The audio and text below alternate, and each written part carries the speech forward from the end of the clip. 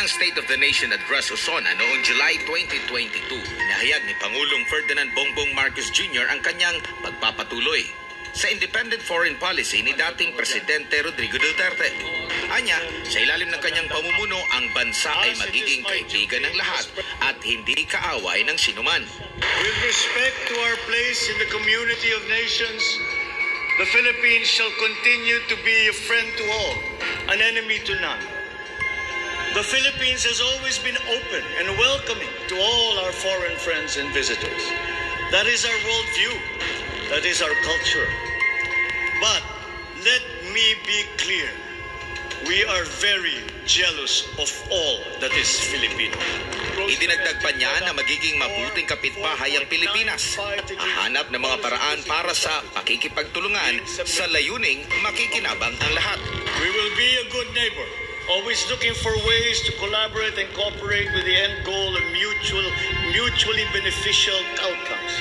Sa ikalawang SONA ni Marcos Jr. noong July 2023, inihayag nito na naging epektibo ang kanyang independent foreign policy. Our independent foreign policy, a friend to all and enemy of none, has proven effective. We have formed strategic alliances with our traditional and newfound partners in the international community. Ang tanong, ito pa ba ang kasalukuyang foreign policy ng administrasyong ito? Nananatili ba tayong kaibigan ng lahat at walang kaaway? Sa panayam ng Bloomberg nitong Marso, ay iginiit ni PBBM na tumitindi ang banta ng China sa issue sa West Philippine Sea o South China Sea. Kaya kinakailangan pang ipagtanggol ang teritoryo ng bansa. Kasunod ito ng sinasabing insidente ng mga panghaharas na ginagawa ng China Coast Guard lalo na sa mga barkong ginagamit para sa rotation and resupply o RORE operation sa Ayungin Shoal kung saan nakasadsad ang BRP Sierra Madre. Kabilang na sa mga insidente na ito ay ang pag-water cannon ng China Coast Guard sa mga sasakyang pandagat na kinontrata ng militar at mismong mga barko ng pamahalaan. Tanong, banta na bang maituturing ang pambobomba ng tubig at pagmaneuver ng China Coast Guard o isang malimit na ginagawa dahil disputed ang lugar? Para kay Professor Ana Malindog Uy, Director at Vice President for External Affairs ng Asian Century Philippine Strategic Studies Institute, ang pahayag ni PBBM sa panayam ng Bloomberg ay hindi malinaw. Napaka-vague ng statement na naman ni PBBM. What do you mean by threat in the first place? We should define what is the threat. Ano ba ang threat? Is it what he's referring to is the South China Sea dispute? I mean, it's been there for the longest time. Hindi pa siya presidente, may dispute na sa South China Sea. Correct. And wala namang threat directly coming from China. Exactly. And do you really think China will invade the Philippines? I don't believe in it and I don't think so. No. So unang-una, what is the threat that she's referring to? Second is what is the territory that he's referring to na sinasabi niya na we need to defend our territorial rights. In the very first place, when you talk about territory, may boundary talaga ang Pilipinas na based on UNCLOS na territory natin, in sabihin, we have sovereignty. But when you go beyond the 12 nautical miles, that's not anymore our territory. So we don't have territorial rights really. We only have sovereign rights, which is the EEZ. But the EEZ is even complicated issue. So hindi ko maintindihan yung mga ganyang klaseng statement ng isang pangulo na hindi malinaw. Tama. Sa kilalang political strategist Magulo na nga si Tikia, ang utak ni lumala ang Kuting banta sa West Philippine Sea matapos na payagan ng Marcos administration ang karagdagang EDCA sites ng Estados Unidos dito sa Pilipinas. Yan ang rason sa ng kanyang kolum EDCA. sa pahayagang The Manila Times, sinabi ni Tikia na ang ikinainis ng Beijing ay ang karagdagang EDCA sites ng Estados Unidos. Correct. Matagal na ang hidwaan ng Estados Unidos sa China, lalo na ang laging pangingialam ng US sa issue ng South China Sea at sa issue sa Taiwan. Sinabi naman ng international law expert na si Attorney Harry Roque ang kanyang teorya sa panibagong mga insidente sa Ayungin Shoal. Para sa kanya, intensyon ng Marcos admin na galitin ng China.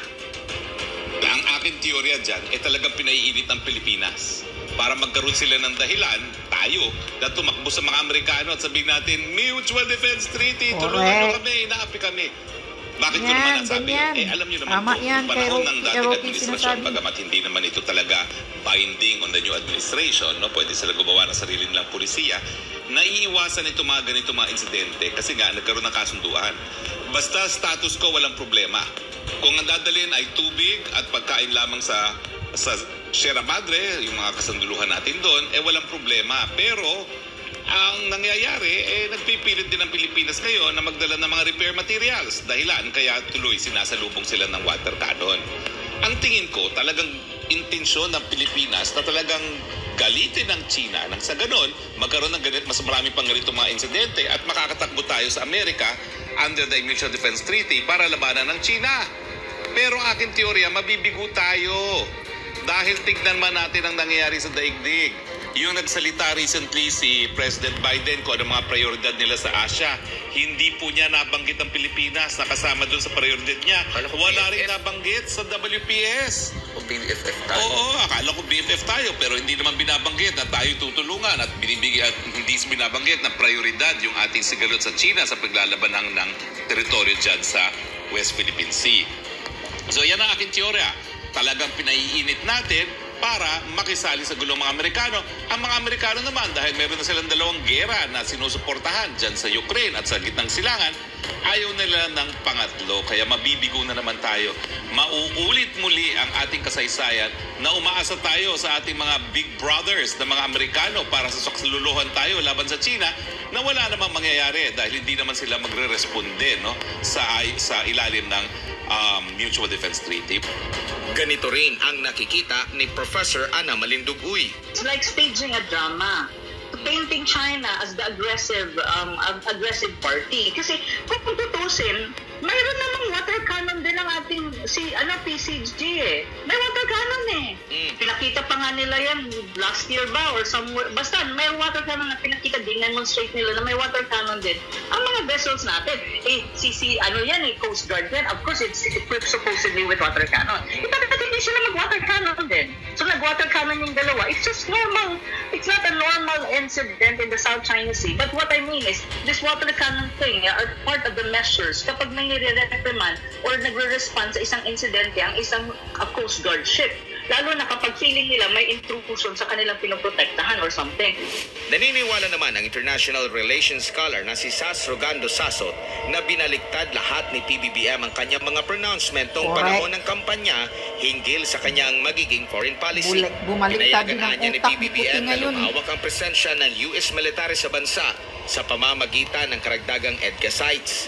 Sinabi rin ito na nag-iikot ngayon sa mundo si PBBM para ihayag ang propaganda line na China threat.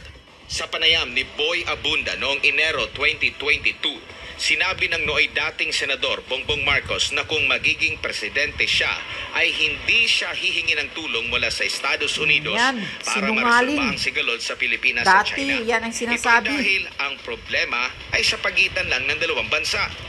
Dagdag pa ni Marcos Jr. na kung pahihintulutang makialam ang mga Amerikano rito, tiyak mabibigo na maresolba ang sigalot dahil mag-uumpugan ang dalawang superpowers. Una nang inamin ni Marcos Jr. bago pa man ito naging presidente na hindi na available na gamitin ang naging desisyon ng Permanent Court of Arbitration kung saan pabor sa ating bansa ang desisyon. Ito ay dahil ang Pilipinas lang naman ang party na nakiisa sa arbitration dahil hindi sumali ang China. Sa isinagawang presidential debate ng SMNI noong Pebrero 2022, inihayag ni Marcos Jr. na tanging bilateral agreement na lang ang kanyang nakikitang solusyon sa sigalot. There are three ways to gain territory. One is upon agreement with arbitration by an international body, agreement of two or more parties. Number two is war. And number three is bilateral agreement. We're left only, I think, with bilateral agreement. And that's what we should pursue. Tila hindi naman nagtutugma ang mga bagong ganap sa sinasabing isinusulong ngayon ng pamahalaan ang makahimok ng mga banyagang mamumuhunan sa Pilipinas. Ito ang laging ipinagmamalaki ng Marcos admin sa mga biyahe nito sa iba't ibang bansa. Ito rin ang nirarason kung bakit kailangang luwagan ang economic restrictions sa saligang batas sa pamamagitan ng charter change at CHACHA.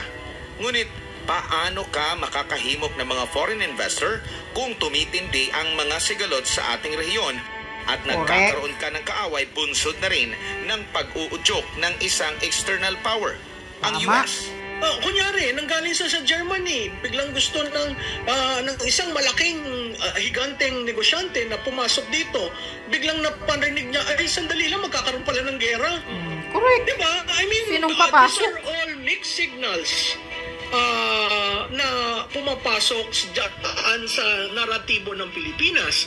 Oo, tayo ang pinaka mataas at na growth sa region, pero yung growth na yan has to be measured on a quarterly basis.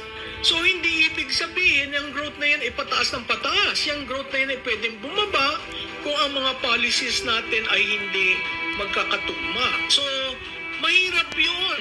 Ganito, walang bansa na, ibang bansa, no? Especially yung mayayaman na bansa with a lot of possibility na mag-invest sa Pilipinas in terms of businesses and in terms of industries, na mag-i-invest sa isang bansa na may potential na magkaroon ng military conflict with another country. Wala.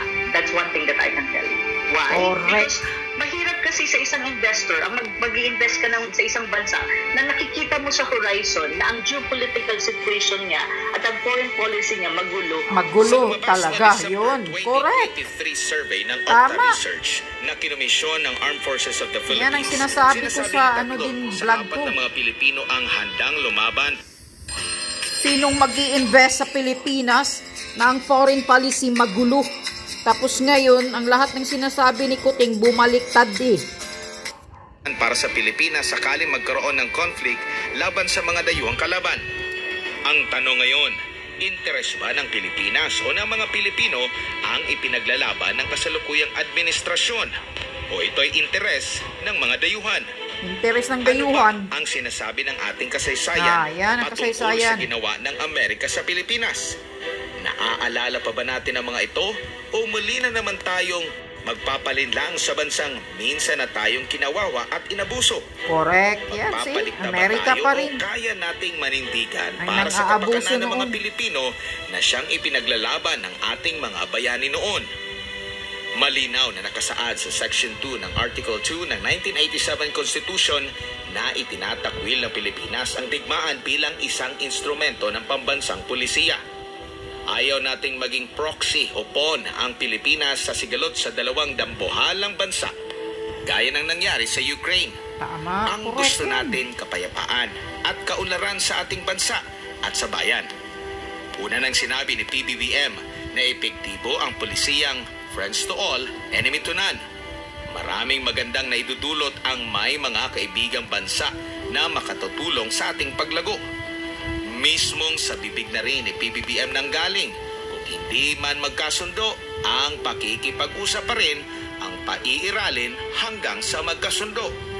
If we agree, we will cooperate and we will work together. And if we Galing differ, magsalita. let us talk some more until we develop a consensus. Nasa After bibig all, lang niya lahat. that is the Filipino way. Wala sa puso, wala But sa we utak. will not waver.